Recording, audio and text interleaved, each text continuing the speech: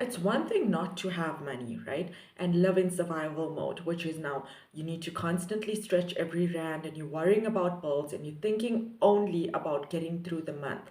But what happens when things actually start changing for the better?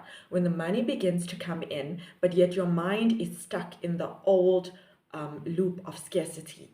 This is where the real work begins.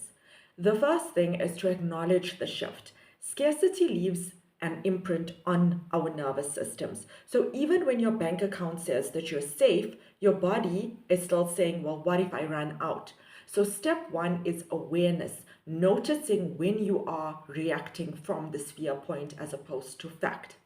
Number two is to separate your past survival skills from your present reality.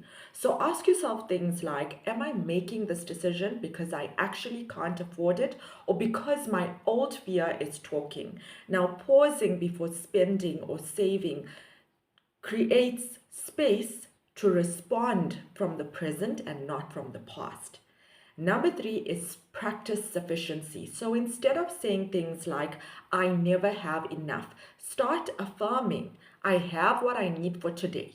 Train your brain to recognize security and stability. And from there, you can begin to build a vision for growth and abundance instead of constantly preparing for lack.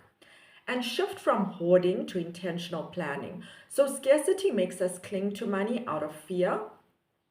Abundance allows us to assign money a job, right? Saving, investing, giving, and enjoying it. It's not about reckless spending at all. It is about trusting yourself to manage your resources wisely and create a joy fund. So it can be as little as 1 to 2% of your income. Set it aside only for something that brings joy, like a coffee date, a book, a small experience. This retrains your brain to see money not just as survival, but as a tool for living fully.